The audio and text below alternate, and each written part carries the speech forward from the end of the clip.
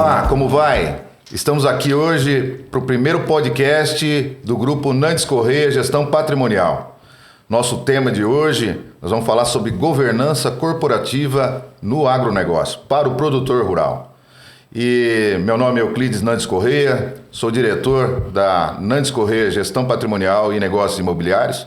Temos o prazer aqui de receber nesse primeiro podcast Michele Pérez, que é da área de comunicação, de marketing, de gestão de pessoas, diretora da M. Pérez Desenvolvimento de Projetos. Muito obrigado, Michele. Eu que agradeço, Euclides.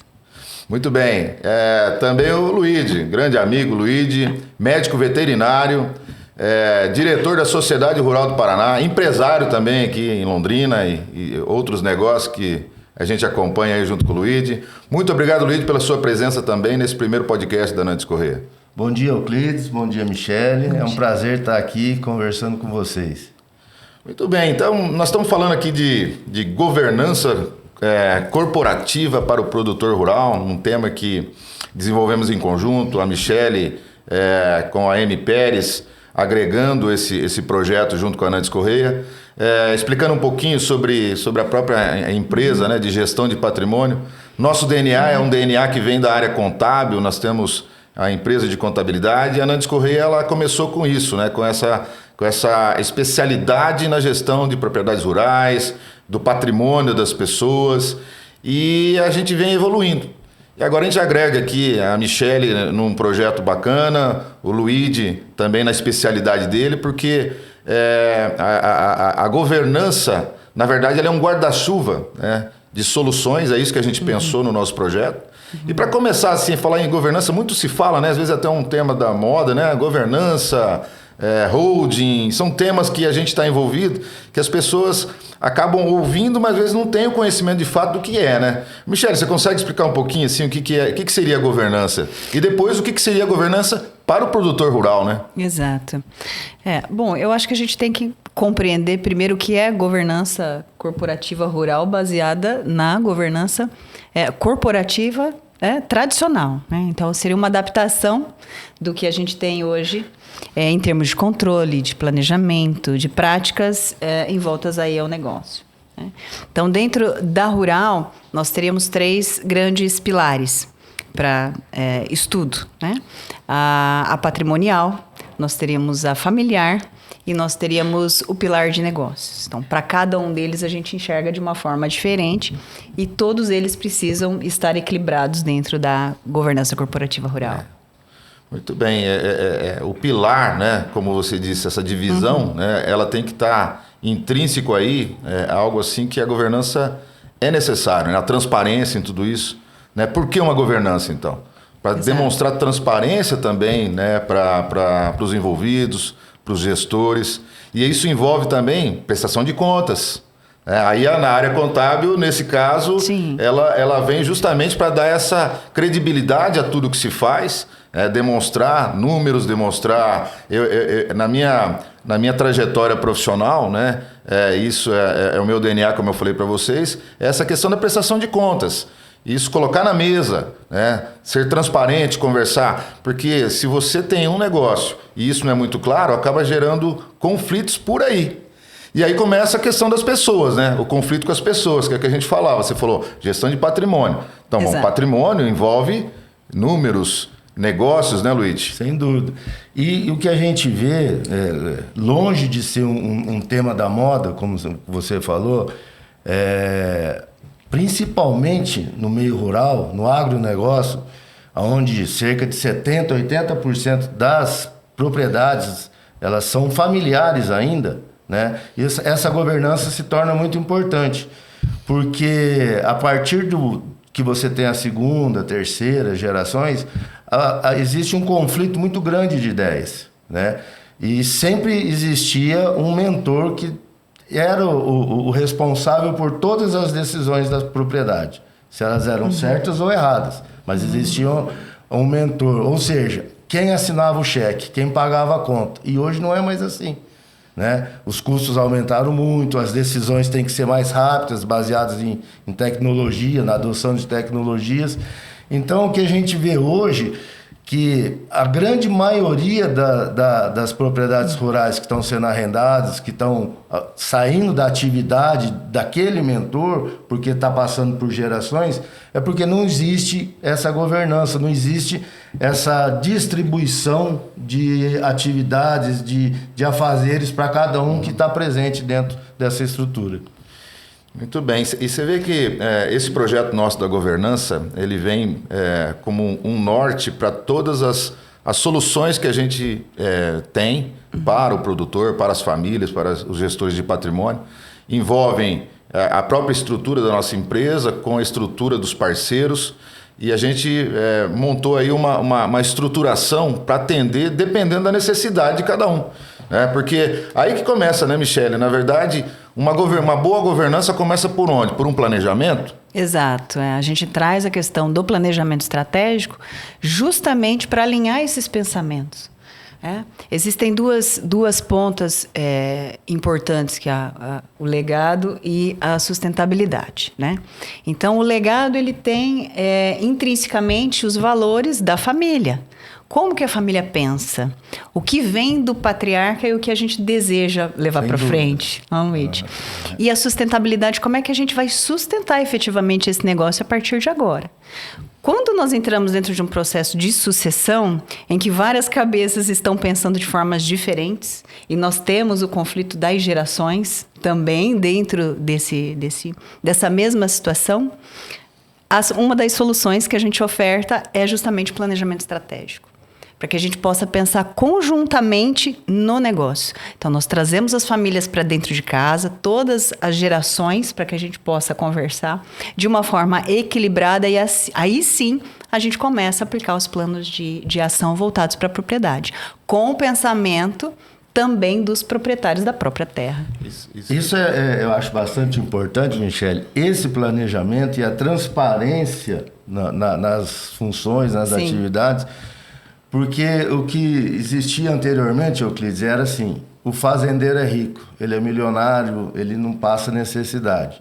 E quando a segunda, terceira gerações, elas entram na propriedade e começam a ver que não é bem assim, que o agronegócio ele tem margens apertadas, ele requer aumento de tecnologia, necessidade de produção, de capacitação, aumento de qualidade, de quantidade, muitas Exato. vezes. Então, o que acontece? Você passa a ter uma frustração. Por quê? Porque o que você imaginava ser uma coisa, isso dá muito dinheiro, não é bem assim. E quando você começa a ter que dividir isso, vem aquela indagação: mas só está me rendendo isso? Eu vou vender melhor, eu vou arrendar, eu não preciso colocar meu pé no barro. E o que a gente vê hoje, que a sucessão, a maioria dessas novas gerações, elas querem estar presentes na cidade, não quer estar presente no rural. E aí é que gera esse conflito, porque não tem esse planejamento. Isso. Né? O pessoal foge muito disso.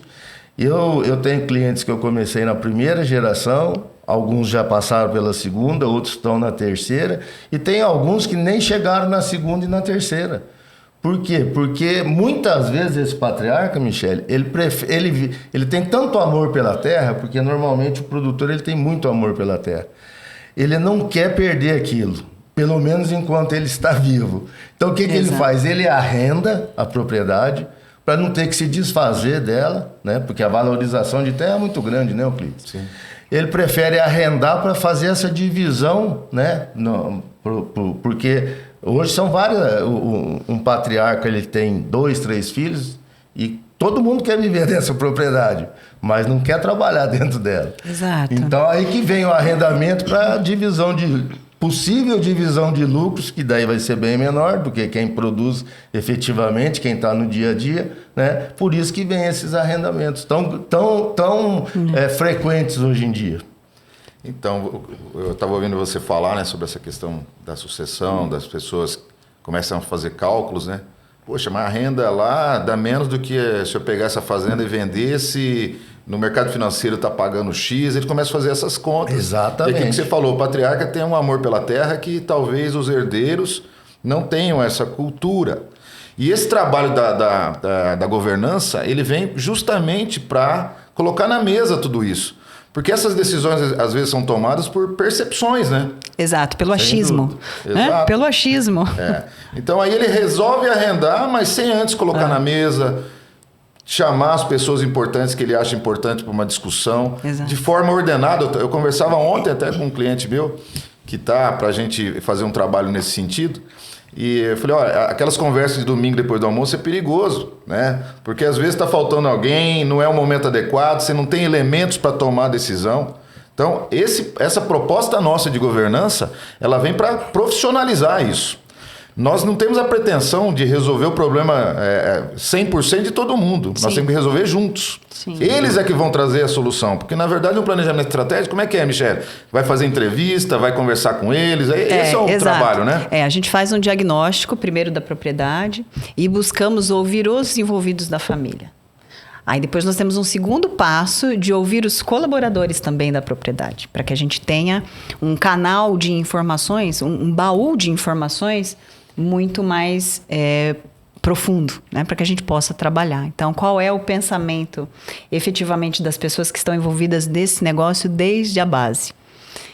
Então, os planos de ação decorrendo a partir desta escuta que a gente faz, aí eles envolvem um modelo de operação para nós. Então, dentro dessa operação, a consultoria agrícola, a consultoria pecuária, ele pode também evoluir para práticas de ESG na propriedade, né?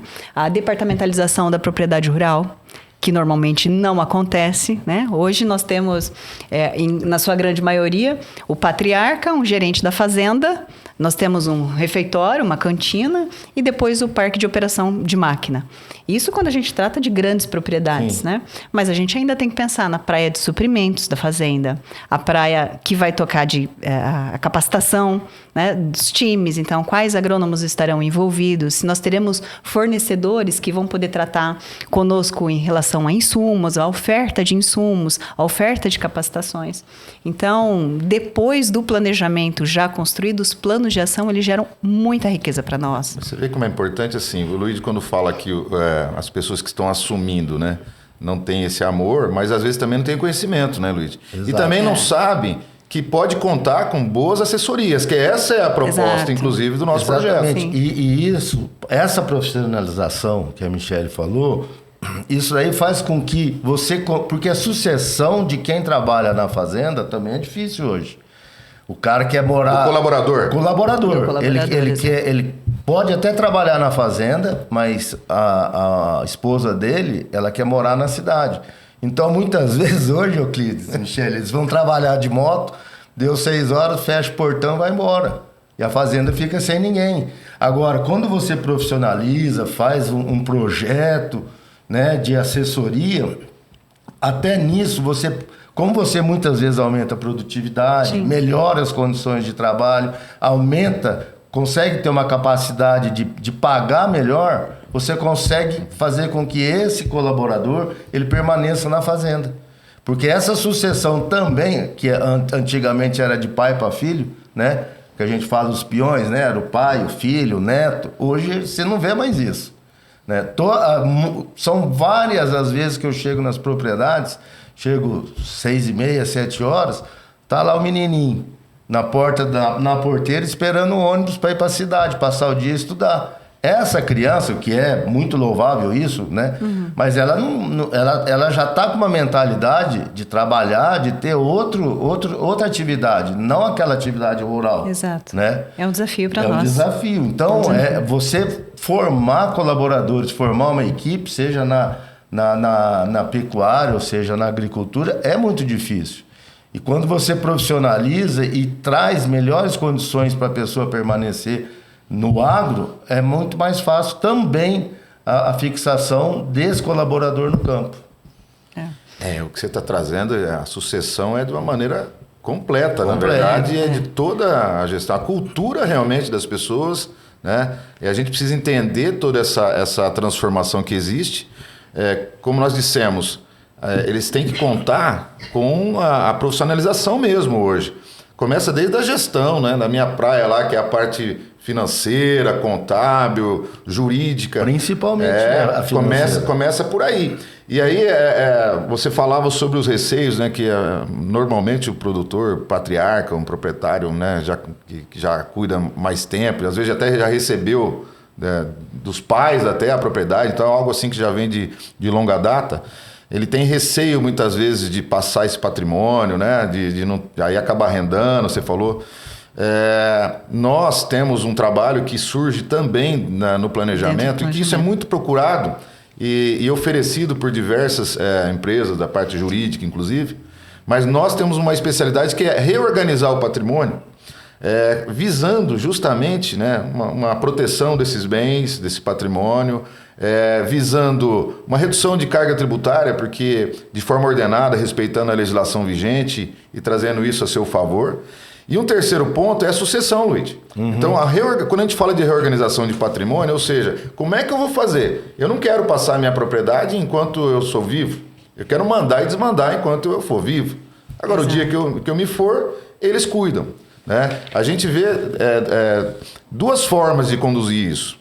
É realmente deixar, quando se for, deixa os herdeiros e os filhos se virarem, que na minha visão, pelo histórico que a gente vê, é a pior alternativa. É o mais dolorido, né? É a parte mais dolorida. Porque imagina cultura, imagina problemas, imagina patrimônio, imagina despesa para transferir esse patrimônio lá na frente. Como se perde, né?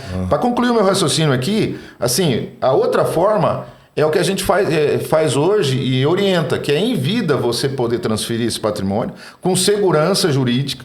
Você vai continuar mandando o seu patrimônio, você vai continuar recebendo todas as rendas, mas o dia que você se for, tá mais tranquilo. Aliás, a gente fala que a gente vende paz nas famílias quando a gente consegue fazer isso, viu, Luiz? É verdade. Olha, um exemplo, eu atendi uma fazenda no Mato Grosso. E aí o patriarca se foi e ele tinha 4 filhos que moravam em São Paulo. E quando você fala, meu pai tem fazenda, tem propriedade no Mato Grosso, você já imagina uma propriedade enorme, grande, que você tem um poder aquisitivo muito bom, lucratividade, tudo isso. Na hora que foi apresentado para os 4 herdeiros qual seria a remuneração anual deles, eles falaram, não, nós vamos vender, não interessa, eu não vou sair de São Paulo para ir no Mato Grosso ganhar tanto, entendeu? Então, só que aí ele perde um patrimônio que se ele vender naquela área, ele nunca mais compra. Ele não vai ter uma remuneração igual ele teria, por exemplo, se aumentasse a produtividade, se profissionalizasse, Michele. Sim. Né? Eu vou arrendar imóveis. O imóvel acaba, né? Então, muitas vezes existe um pensamento errôneo justamente por falta de procurar uma assessoria, Euclides. Né? Antes de qualquer tomada de decisão, você tem que procurar uma assessoria e ver realmente qual a melhor alternativa para aquele bem que é deixado para você. Até porque dentro da assessoria a gente consegue definir bem os papéis e responsabilidades de cada um. Antes que nós cheguemos nesse ponto, né, do negócio ter que se desfazer, porque ninguém quer tomar a frente. Né? O sucesso do negócio ele se dá por muito trabalho também. Então, o que a gente vem percebendo nessas novas gerações é realmente, né, o time está desacelerando do negócio dos pais devido a essa falta de comprometimento. Mas Exatamente. Isso podia ter sido alinhado lá atrás. Exato. Mas você sabe que eu estou lembrando uma questão aqui, que a gente tem vários cases, né? E às vezes é o inverso, sabia? Às vezes é o inverso, a família querer participar. Então, por exemplo, era o patriarca, aí vem os sucessores, mas aí são 2, 3 irmãos, né? Que tem os filhos. Sim. Que um é veterinário, outro é agrônomo, mas o outro é engenheiro, o outro é médico do outro. E aí começa a criar um conflito. Como é que faz? Eu trago, um traz o filho, o outro não traz, um começa a ter rendimento da própria propriedade. E isso a governança vem para ajudar, porque dá para colocar regras nisso, né? Exato. Como participar? Isso. Se você deixar isso transparente, claro e organizado, né, de forma inclusive formalizada, porque como é que você traz alguém... Dentro da própria governança, isso daí é o que a gente chama de equidade. Equidade. Isso aí. Não é verdade? Exato. É a função de cada um, a colocação de cada um e o dever de cada um. Eu tô com um caso desse, por isso que eu tô falando para vocês, que é o inverso. Na verdade, ao invés deles não quererem, alguns querem. E querem participar e merecem, e trabalham e têm seus rendimentos ali auferidos. Sim. Só que tem gente que não vai trabalhar e vai ser dono do mesmo jeito um belo dia, né? Então, como você... É isso que você falou. Por que o fulano ganha mais que eu? Não é verdade? Porque o fulano tá todo dia no sol, na chuva. Eu tenho alguns casos assim, e a governança... Porque nós não temos a solução mágica, mas nós podemos proporcionar essa conversa de forma madura, né? Trazendo cases e fazendo um documento entre eles, onde isso possa ter regras claras, né? Que isso também é um pilar, né? Da própria governança. Isso, né? Onde a gente escreve as políticas, né? As políticas de desenvolvimento do negócio, da própria propriedade. Para onde é que a gente vai? Depois, quando não tiver mais o pai ou a mãe, para onde nós seguimos em cima de todo esse contexto? Porque é normal, nós vamos sentir essa resistência dentro das famílias, tanto com os patriarcas, né, na sessão disso tudo, quanto dos próprios irmãos, dos envolvidos. Quando você traz pra gente, né, Euclides? Além dos irmãos, às vezes entra um sobrinho, entra um filho, né, entra um genro, para a administração do próprio negócio. Sim. Então, com as políticas bem definidas e os papéis bem distribuídos, a gente consegue ter melhor equidade. A gente faz uma analogia entre a governança corporativa empresarial e a do produtor rural, já começa uma diferença grande, porque a empresa ela já tem regras claras constituídas através do estatuto social, do contrato social. Já começa por aí. Ela já é departamentalizada. Agora, uma família não tem isso de forma formalizada. E eles não conseguem enxergar também a divisão disso dentro da própria propriedade. Se confunde com a pessoa física, né? Bom, eu sou o dono da propriedade, eu posso mandar. Mas aí como é que você formaliza? Então, realmente chega a ter um certo conflito.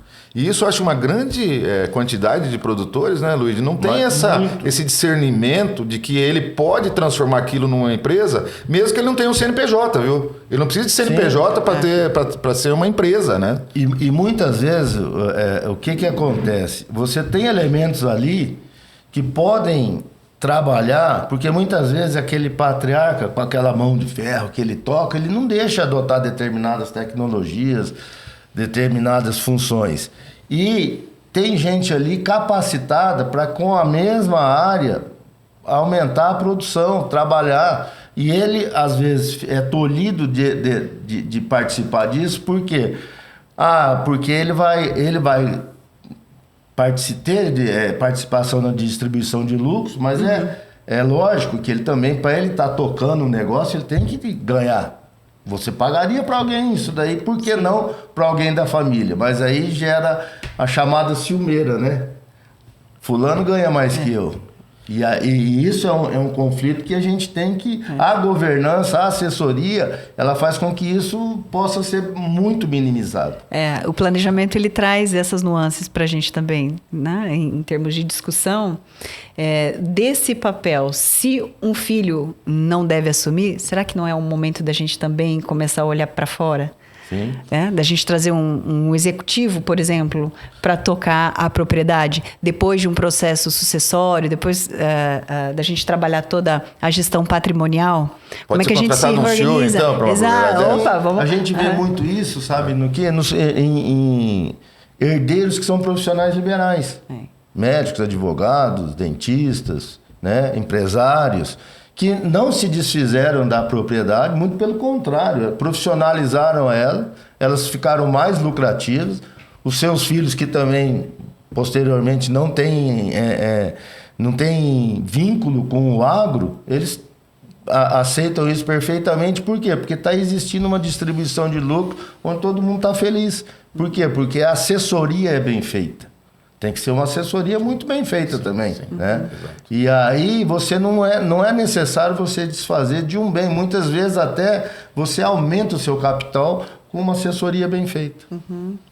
Eu tenho um questionamento, Luigi. Você que está sempre, né, envolvido com a terra propriamente. Como é que estão as práticas de inserção de tecnologia nas fazendas? Assim, a gente está encontrando abertura para isso? Olha, hoje, Michele, quem não adotar a tecnologia vai sumir da atividade. Não é que você quer ou não quer, é necessário você adotar. Por exemplo, na atividade pecuária que eu trabalho, Hoje existe uma técnica que se chama inseminação artificial em tempo fixo, que eu considero uma revolução na pecuária. A IATF, que a gente chama, para a pecuária é o que foi o plantio direto para a agricultura. Essa é uma técnica que a gente adotou, começou há 20 anos atrás, porque o que acontecia? A gente tinha um grande gargalo na inseminação artificial. Por que a gente fala inseminação? Porque a inseminação você tem melhoramento genético, você tem a precocidade sexual, precocidade reprodutiva, precocidade em ganho de peso. Isso gera aumento de quantidade de carne produzida por hectare e qualidade. Hoje nós só somos os maiores exportadores de carne porque nós temos essas tecnologias. E quem não adota essa tecnologia hoje, ele está fadado a sair da atividade. E esse incremento de tecnologia também ajuda a gente estava conversando anteriormente, a fixar muitas vezes aquele colaborador no campo. Por quê? Porque ele é remunerado por um maior nascimento de bezerro, por uma desmama mais pesada. Então, quem não adotar tecnologia hoje, né, eu falo da pecuária, que é a minha área, mas na agricultura, é mais ainda que a pecuária, ele não vai permanecer na atividade. Porque do meu questionamento, né, porque a gente vem notando nos planejamentos que a gente constrói uma resistência grande do próprio patriarca em inserir a tecnologia na fazenda. Então, se não é um cara antenado, isso normalmente vem dos filhos. Exatamente. E aí acaba causando outros conflitos, né? Porque os pensamentos eles são realmente muito diferentes. Então, por isso que eu acho que vale a pena a gente Isso que você está falando, só para exemplificar. Eu falei da inseminação artificial e tem a monta natural, que é pelo touro. Normalmente, os mais velhos, eles falam assim, não, a inseminação não funciona. O que funciona é o touro. Mas o touro... O touro, você tem o risco dele ser picado por uma cobra, dele brigar, dele quebrar uma perna. Não, é o touro. Eu prefiro, em vez de ter eu prefiro ter 3, mas eu não faço a inseminação. Eu acho que assim, a governança, ela pode proporcionar, né, desde que a família esteja, né, propensa a isso, a aceitar, colocar na mesa isso, esse misto, né? Porque se você tem algum herdeiro, alguma pessoa envolvida na família, que tem uma habilidade maior com isso, ele pode trazer e até colaborar mesmo para que o patriarca comece a entender, porque existe talvez um receio, um medo, né, de não ter o domínio sobre isso. Isso eu vejo, é muito comum também na área que a gente atua diretamente, que é a parte das contas, a mistura, né? Ele ainda trata, muitos produtores ainda tratam a propriedade como se fosse o CPF dele, né? Então, até pra gente lá complica, viu, Luiz? Na hora de fazer o livro caixa do produtor, é misturado as coisas pessoal dele com a da fazenda. E eles estão acostumados no papel aí, né, Euclides? Exato. A caneta e o papel. Hoje a gente tem oferecido até um BPO financeiro para o produtor rural, nós temos hoje, porque a gente sabe da cultura, que às vezes ele precisa da informação, tem que ter uma informação, essas informações, os dados, porque tudo começa com informação, né? Concorda comigo? Sim. Então, a parte financeira, nesse caso, ele traz uma base para muitas informações que todos precisam. Que você precisa lá na produção de carne, né? Analisar faturamento, custos, despesas. Exatamente. E isso, se você não tem uma estruturação muito bem feita lá na base, onde de repente você utiliza a mesma conta tua para pagar tuas contas pessoais, como é que você separa tudo isso? Coloca dentro de um pacote e entrega para a contabilidade, não vai ter a informação correta. A tecnologia, no caso, hoje é necessária. Nós temos casos lá de empresários rurais que têm um verdadeiro ERP mesmo, sabe? São sistemas dentro da fazenda, implantados, que tem todas as informações. O Luiz tem lá, né? A Ana tem implantado lá, né? Que é minha cliente e né, parceira tua lá também. O Luiz sabe que a vantagem que é de, muitas vezes, ter um sistema tranquilo, com informações, né? Onde o próprio produtor consegue. Né? Nós entramos numa retaguarda, porque daquelas informações, daquilo que é a gestão do dia a dia do contas a pagar, do contas a receber, né? Da gestão de caixa, gestão bancária. Dali é que se extrai todas as informações que hoje é impossível você fazer do jeito que se fazia, Luiz. Pegar o pacotinho, colocar as notinhas dentro, entregar para um escritório de contabilidade e resolver, hoje não se resolve mais. A própria Receita Federal exige, né? Para quem fatura mais que 4 milhões e 800, que não é tão grande faturamento mais, e a tendência é a Receita baixar a régua, ela exige um livro caixa digital do produtor rural. Você sabe o que é isso? É um verdadeiro Big Brother do produtor, os caras nem sabem disso, porque até a cor sabe, do que ele comprou lá, a cor até do gado, daqui a pouco eles estão querendo saber, viu, Luiz? Que tipo de raça que é. Por quê? Porque eles querem saber os dados gerais, né, que acontecem na propriedade, e isso a tecnologia é que favorece, porque se não tiver tecnologia não consegue chegar. Então, se ele não quiser fazer um investimento, a Receita Federal também está empurrando eles para fazer um investimento, sabe? Para que eles façam. Uhum. Não é nem uma questão de querer daqui a pouco, é uma questão de obrigatoriedade. E existe um tabu muito grande para o produtor rural que assessoria é cara.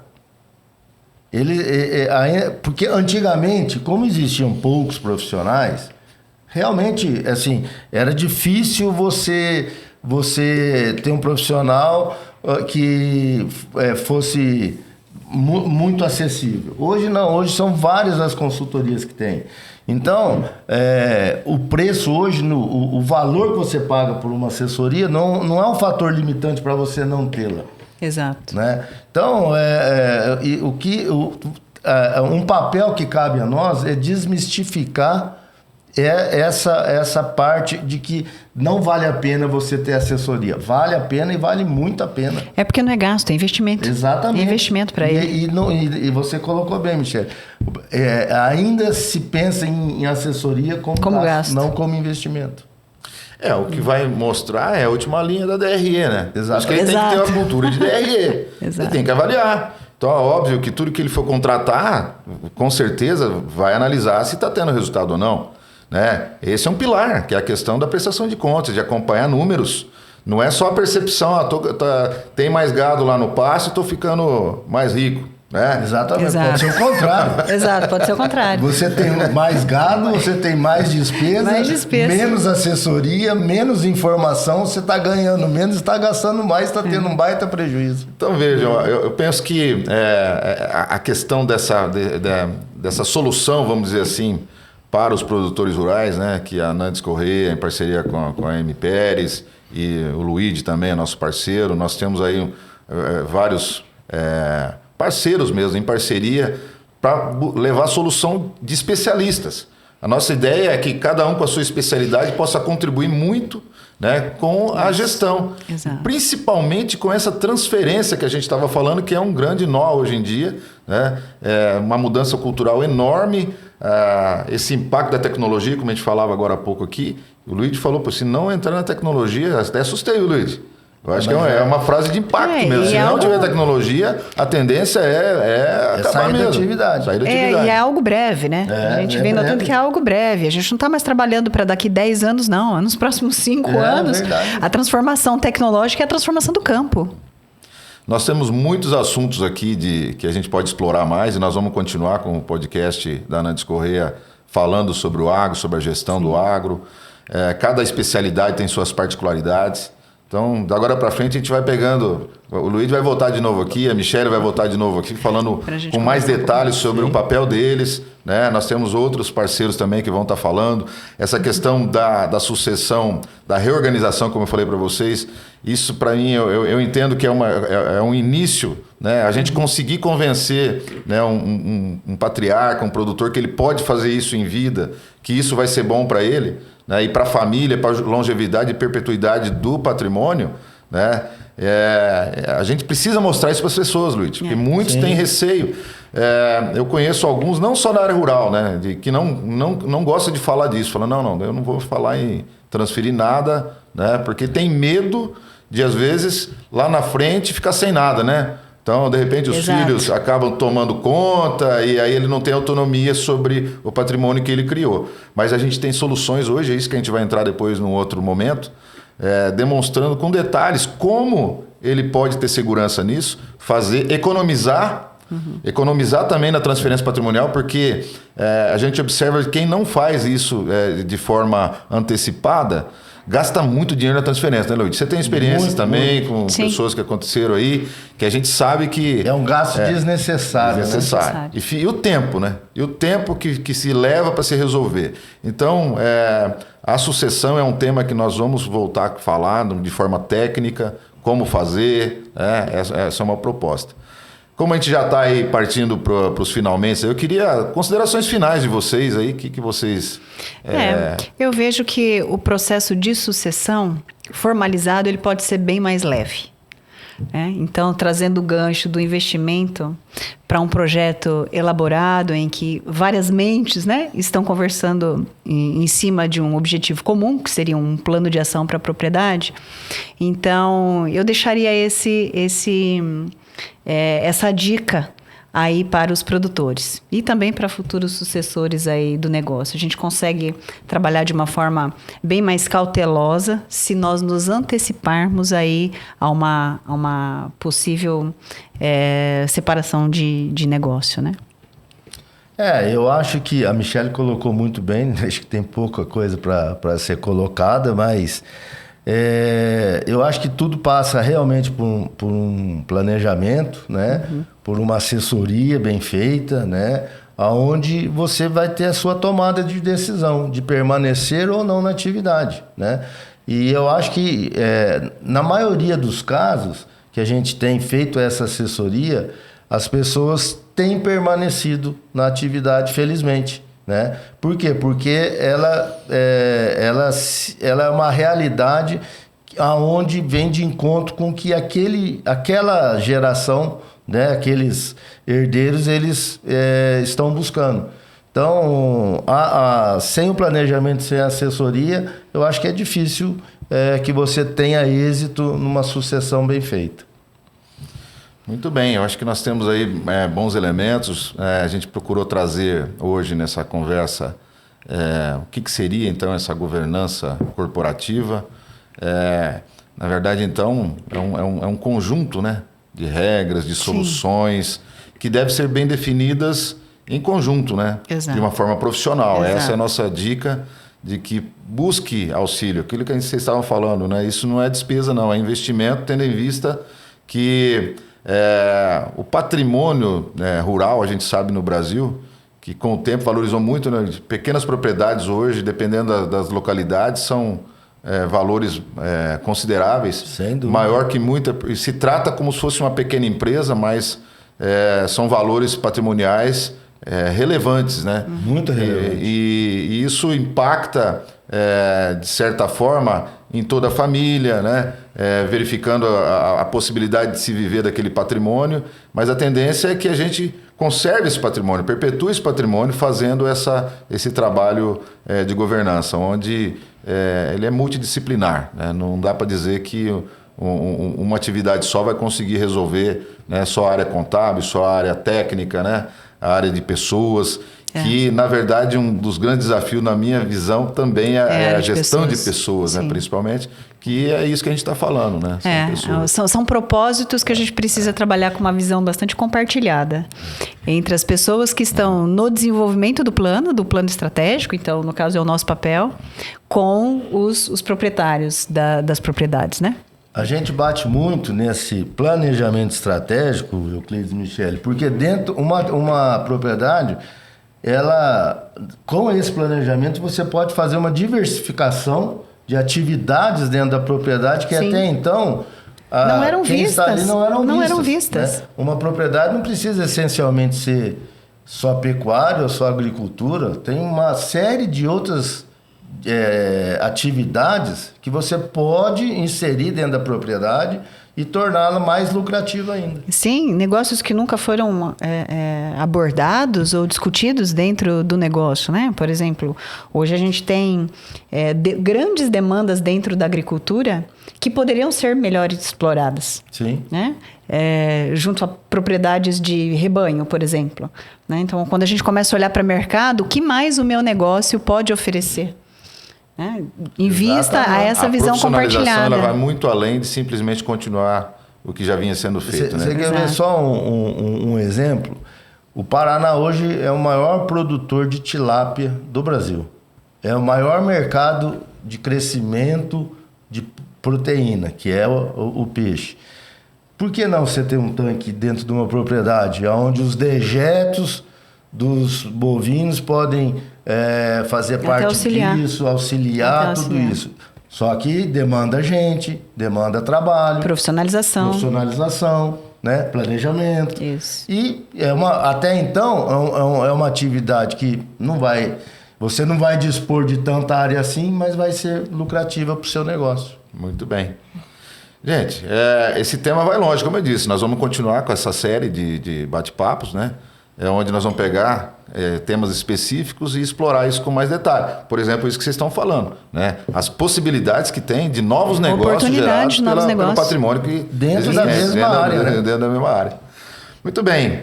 Quero agradecer a você que nos acompanhou até agora nesse bate-papo e dizer que a Nantes Correia, Gestão Patrimonial e seus parceiros vamos continuar aprofundando o tema sobre a governança corporativa no agronegócio. Nos acompanhe no Spotify e no YouTube.